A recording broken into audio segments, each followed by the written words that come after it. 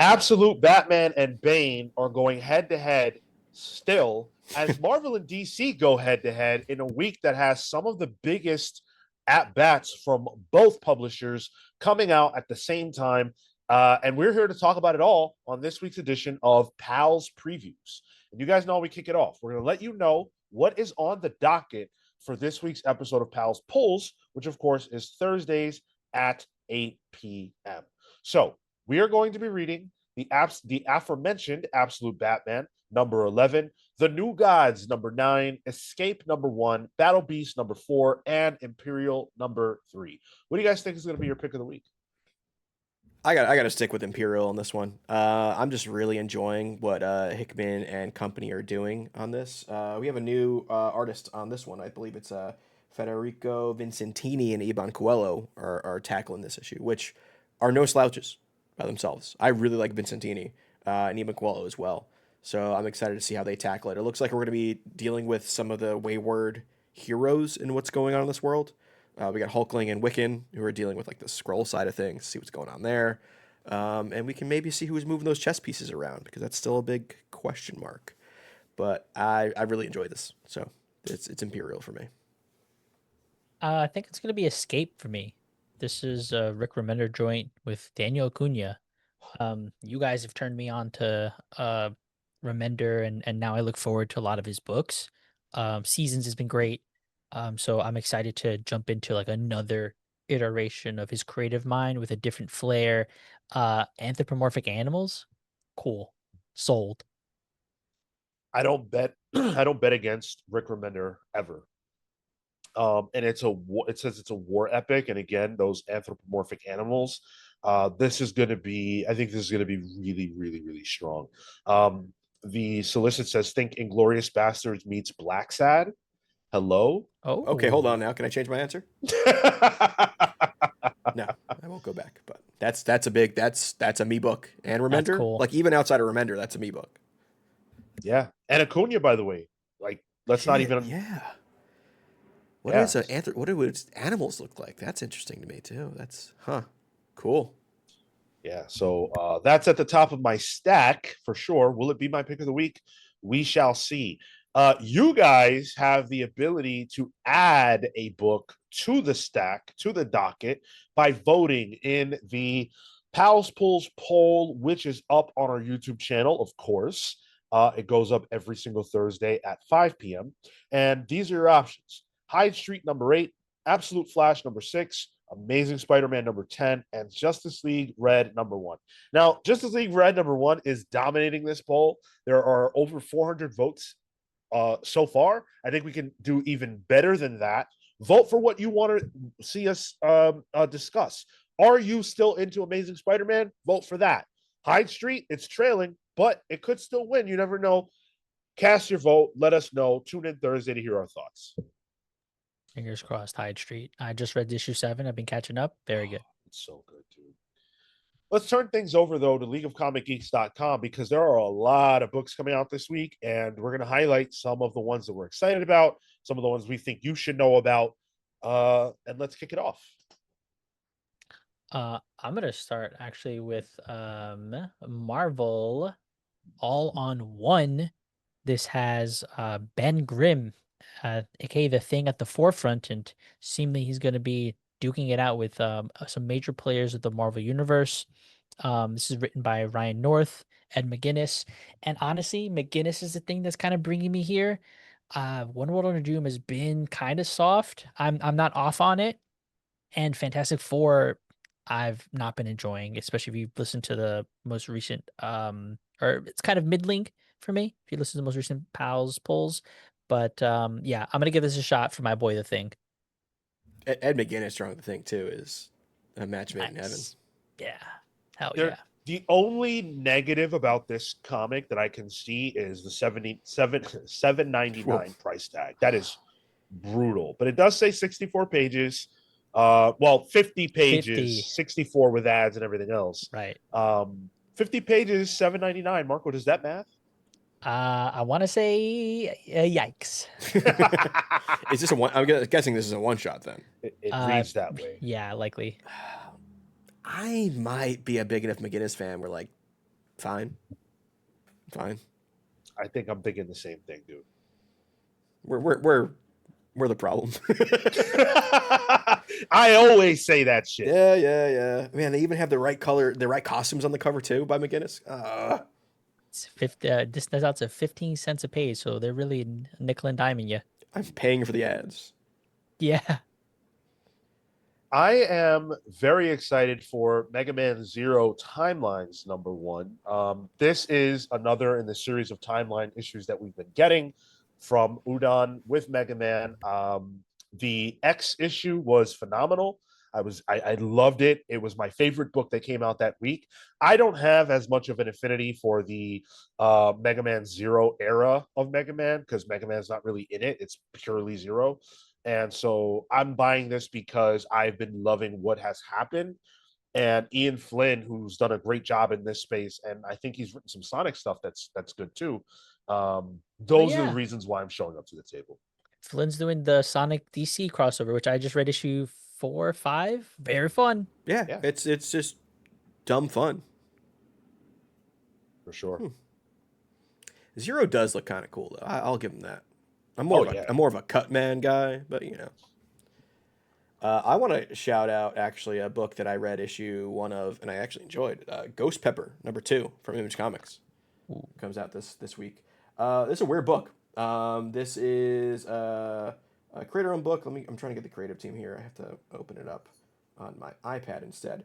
But essentially, the premise of the book, it's like this post-apocalyptic world where the government kind of controls everything, but there is this savior of a previous time, and now he might be back, and he's hanging out with this woman who just makes really good food in her food truck.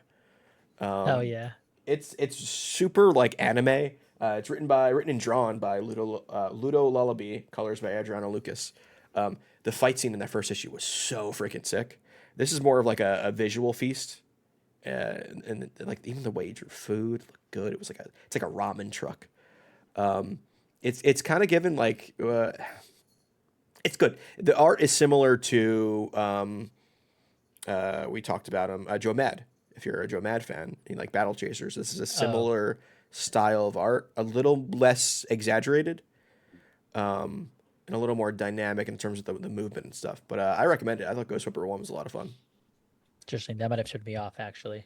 No, you like it. Trust me. Okay. I bought the first issue, I think. So you just inspired me to give it a shot, like to actually read it, Yeah. put it closer to the top of my stack. So Instead of doing charity work. well, hey, indie, they need help. Something I'm excited for is Godzilla in Hell. This is actually being published by IDW as a 70th anniversary foil. So it's a reprint of 2015 book, but I've been getting so much good Godzilla recently. I'm really excited for this because this is also Solo Stoko, who I'm a big fan of. This is a 5-issue mini. And I'm just looking forward to having more. He's one of my favorite artists, so I love seeing when he puts out work. Marco, spoiler, it's good. Yeah. Okay. Godzilla in Hell and Godzilla, the Century War? Century War, yes. Yeah, I both need to. Stoko. It's just Yep. like, do you like rubble? Because Stoko draws good rubble. Ah, man, it's just like textury and shit. Man, I love Stoko's art. More Stoko, please. Even though it's just a reprint, that's a good pick. I want to shout out Kill or Be Killed. This is a book from Artists, Writers, and Artisans. It is by Peter Tierras and Mike Choi. And the reason why this caught my eye at first is because the name is the same name as the Brubaker Phillips book, Kill or Be Killed. And typically you don't see that like a ton, especially because Kill or Be Killed OG isn't that old. But that being said, that's what got me in the door. The premise of this is actually pretty interesting. Your phone buzzes, a message awaits. Someone you love, your spouse, your parents, your child is in danger. And the only way to save them is to kill. Not only that, but you need to live stream it so everyone can see what you have done. He's known as the friendship killer, and this is his twisted game. So it's kind of like Saw. It has like sort of Saw DNA. I think this is going to be really cool. Disgusting, probably very violent, but I love the premise. Okay, just to prove that we're still the problem. $8.99, Sean. Yeah, that I'm out on. Oof. That I'm out on because I like the premise, but not enough to drop $8.99 on it. Are you, Well, you a Mike Choi fan? I don't know. I can't think of off the top of my head anything I've seen from Choi. so it's $8.99 and 48 pages. Okay. So it's a Math, dollar more than the thing with potentially less content. right. Math's less than that. Yeah.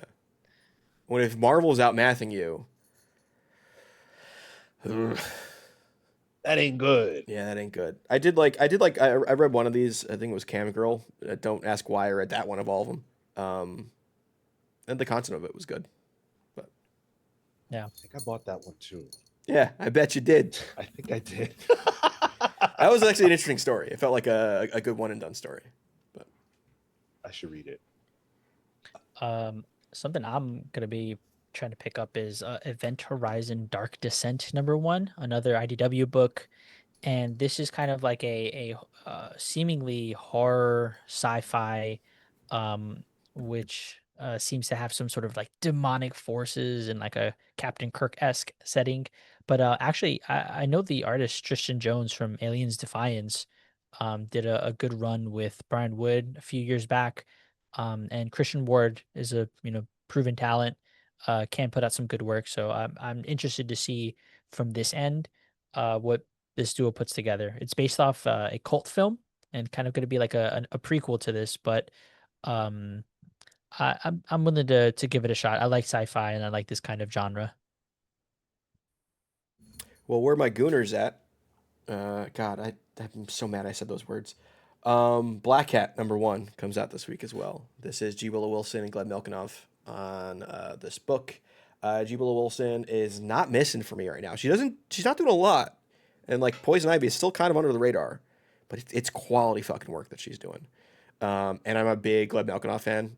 Great Twitter follow, but also like his stuff on Robin Williamson's run, that Fight Island was a really, really good time. And I'm excited to see how he tackles Black Cat.